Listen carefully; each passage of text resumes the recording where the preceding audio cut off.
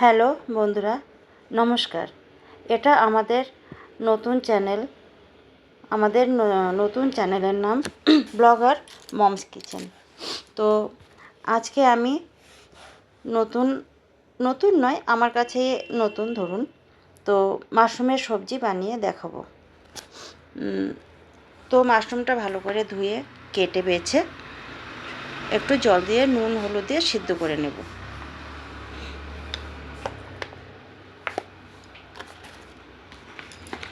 এরপরে সিদ্ধ হয়ে গেছে, হওয়ার পরে ওটা উঠিয়ে নিচ্ছি। দেখুন কতটা নোংরা নিচে পড়ে রয়েছে।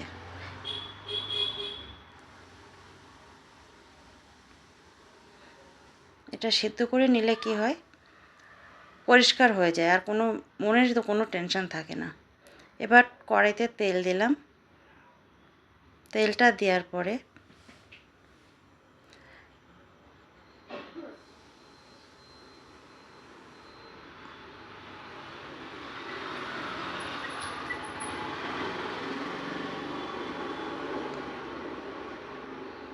একটা গরম মশলা, পেঁয়াজ কুচিটা দিয়ে ভেজে নিলাম, লাল লাল করে ভেজে নেব।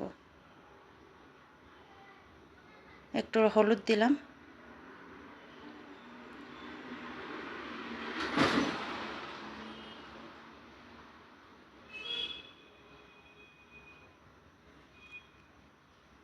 আমি একটু অল্প তেলই দিয়েছি, বেশি তেল দেইনি। এবার ওটা দিলাম, মাশরুমটা দিয়ে ভালো করে ভেজে নেব লাল লাল করে। এটা এদিকে পেঁয়াজ, রসুন, কাঁচা লঙ্কা, আদা,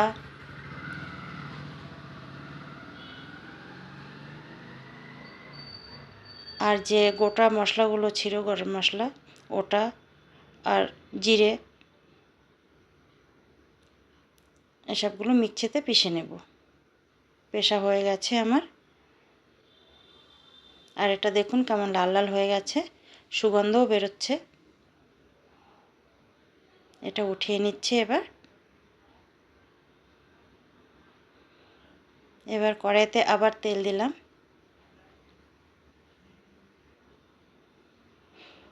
আমি সর্ষের তেল দিয়েছি আর একটু সাদা তেল মিলিয়ে নিয়েছি। আপনারা সাদা তেলও দিতে পারেন কিংবা সর্ষের তেলও দিতে পারেন, কোনো ব্যাপার না। তেলটা গরম হয়ে গেলে ওতে এবার আলু ছেড়ে দেব। আলুটা লাল লাল করে ভেজে তুলব একটু। আপনারা আলুটা নাও দিতে পারেন, আমার আলুটা পছন্দ তো সেই জন্য আমি আলুটা দিয়েছি। আর মাশরুমে আলুটা আমার মেয়ে খুব ভালোবাসে।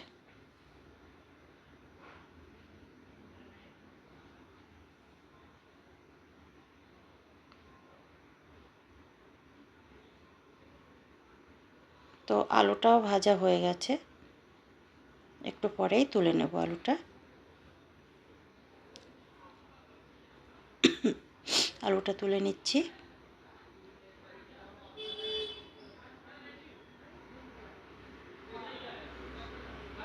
এবার ওই তেলের মধ্যে তেজপাতা ছেড়ে দিলাম আর মশলাটা ছেড়ে দিলাম, দিয়ে ঢাকা দিয়ে দিলাম।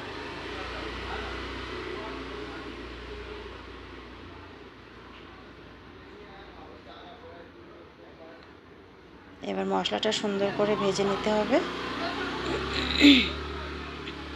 ওতে হলুদ দিলাম, লঙ্কার গুঁড়ো দিলাম,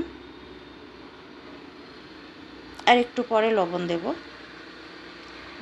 লবণটা আমি পরেই দিই, একটু সাথে দিই না।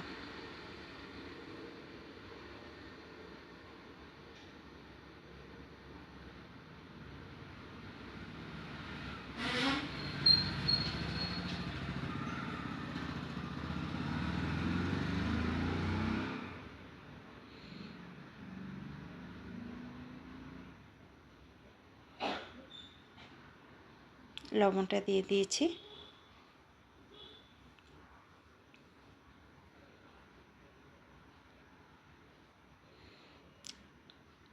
ভাজা হয়ে গেছে, আলুটাও দিয়ে দিলাম। আলুটা সুন্দরভাবে কষিয়ে নিয়ে তারপরে জল দেব।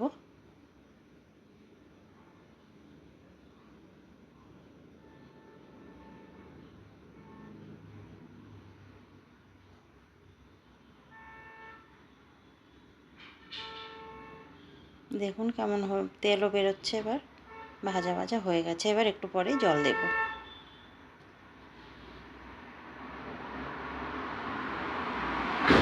বন্ধুরা আমার পাশে থাকবেন আপনারা।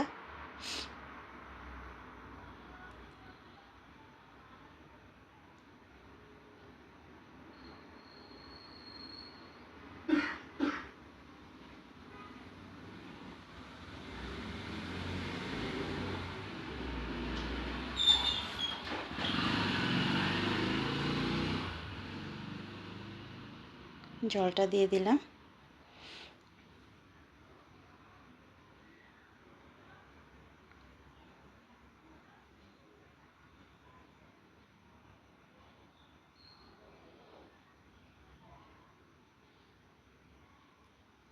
মাশরুমটা এবার দিয়ে দিলাম, দিয়ে ঢাকা দিয়ে দিলাম।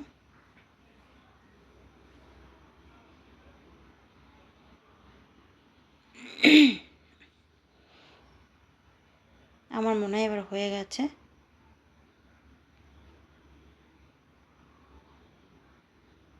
একটু মিষ্টি দিয়ে দিলাম, এটা ভুলে গেছিলাম আগে দিতে।